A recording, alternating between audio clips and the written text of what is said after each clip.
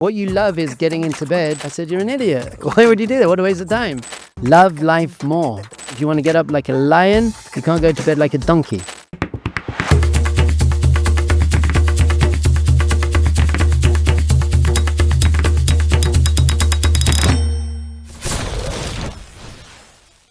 Shalom friends, I hope you're doing very well. Back here again is Rabbi in the Hot Seat, otherwise known as Hot Rabbi in the Seat, where I answer all of your questions. Let's go.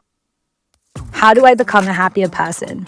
I believe that the key to happiness is let go of the external world as your source of happiness. If all of your happiness depends on your team doing well and it being nice weather and you're getting the emoji from the guy and you're playing with your dog in the park and your family, then that's not called real happiness. That's just called I enjoy getting what I like. It's just called temporary pleasure.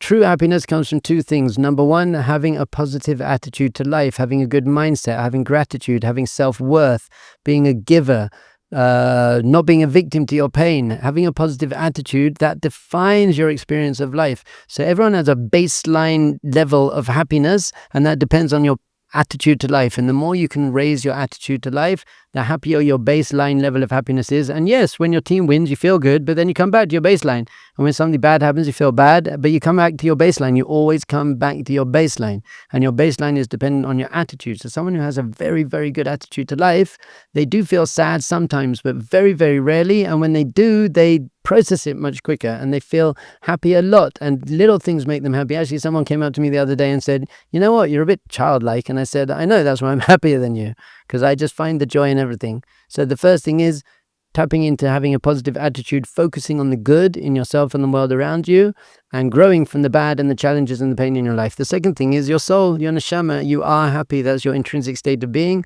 So through things like doing mitzvahs, which makes your soul vibrate on a much higher level so you can connect to it easier, and then breathing through your nose so you can connect into your soul, you're actually going to reveal your intrinsic state of happiness. I love sleeping. Is there anything wrong with that? Well, the truth is you don't love sleeping because you're asleep. So you're not experiencing it. What you love is getting into bed and falling asleep. That's what you love. And you might even love waking up. Well, most people don't though, but waking up refreshed. But you don't actually love sleeping itself because you're not conscious of it. But it's strange to me that people, that's the highlight of their life. Judaism actually calls sleep 1/60th of death because you're not there, you're not conscious. So if you love going to sleep, it means there's something not working so well in your life.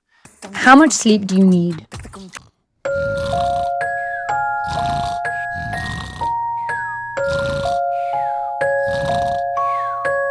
Well, it really depends. I think modern doctors say you need 7 or 8 hours of sleep, but we see that the big tzaddikim used to sleep for about 2 hours. The Vilna Gaon slept for 29 minutes, 3 times a day. Moshe Rabbeinu didn't sleep for 40 days in a row, didn't eat for 40 days in a row. How is that? It's because only your body needs to sleep. Your soul doesn't need to sleep.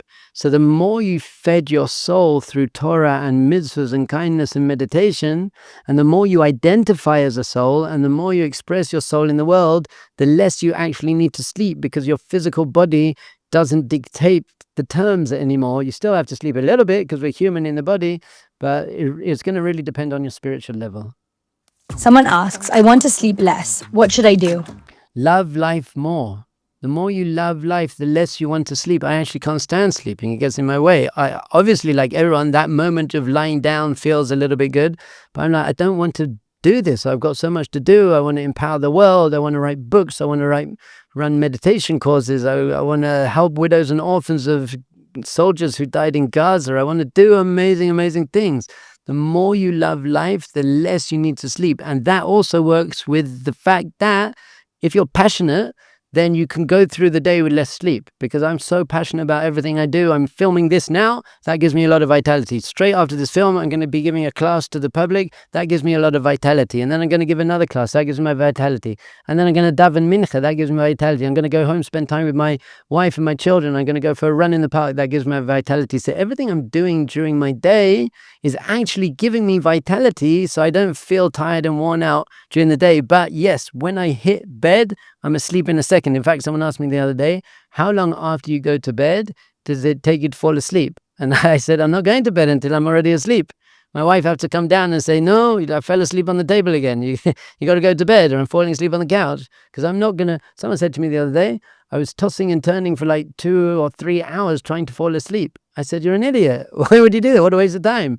If you haven't fallen asleep within 15 to 20 minutes, get up and exercise or read a book or do something. And they said, but then I get tired. And I said, good, then you go to sleep. So the more you love life, the more vitality and direction you have in your life, the less you want to sleep and the less you need to sleep. I want to get up earlier. Do you have any advice? Yes, set your alarm earlier, and when it goes off, get up. Isn't that good enough for you? Yeah, but it's not so easy. Why is it not so easy? I'll tell you why it's not so easy. If I were to offer you $50,000 to meet me at 5 o'clock in the morning to do a workout, would you be there? Of course you'd be there. Why would you be there? Because you value the $50,000. So even though it would still be hard for you to get up early in the morning, you'd make sure you set 8 alarms and you get your friend to pour cold water over your head. You make sure you'd be there. Why? Because you value the $50,000. If you had to go and pick up the girl of your dreams at the airport, you'd be there at 5 o'clock in the morning. If you were going on vacation, you'd be there at 5 o'clock in the morning. So the problem is you just don't value what you're waking up for. The second you start valuing what you're waking up for, then you can wake up early. So then you say to me, but you're not offering me money, you're not offering me women. What am I offering you? A good sense of self, self-respect, self-esteem. I'm offering you growth. I'm offering you health. I'm offering you greatness. Your wife's going to adore you. Your children's going to respect you. It's much more important than $50,000. So if you understand that getting up like a lion, getting up strong in the morning is the key to living a powerful life, then you're going to start doing it. Very important, by the way, if you want to get up strong, you have to go to bed strong. The Kotzker Rebbe said that if you want to get up like a lion, you can't go to bed like a donkey, which means no screens for an hour before you go to bed. No eating for 2.5 hours before you go to bed. No going to bed dreading the alarm. If you go to bed dreading the alarm, when it goes off, you're not going to get up. Go to bed thinking, I can't wait for the alarm to go off. I'm very excited for my life. So how you go to sleep actually is going to have a big impact on how you wake up in the morning. Why do we even need sleep? Well, that's actually an amazing question, because what you're saying, you might not know that you're saying this, God could have created us not needing sleep. So the fact that we need sleep must be something. There must be a spiritual essence to what sleep is. And the answer is emunah, trust. Trust that Hashem is taking care of us. How does that work? Because when you're awake, you have something called das. You're aware. But when you go to sleep, you have to then get rid of your das. You have to let go of your control. And you have to just say, I'm now putting myself in the care of Hashem. So actually, if you're in a place that's very dangerous and very scary, then you can't fall asleep. It happened to me once in India, where I went to some weird temple in the mountains to some idol, and there were lots of drunk people, hundreds of thousands of people. And I didn't have anywhere to sleep, and I was going to find a small corner somewhere to sleep. I just ended up not sleeping all night because I was just very worried that anything could happen to me. So the sleep means that I trust. I trust Hashem that you're going to look after me. And in fact, if before you go to sleep, you say, I'm going to sleep in order to rest my body, in order to carry on serving Hashem in the morning, all those hours of sleep are going to actually be a mitzvah because you're using them to serve Hashem.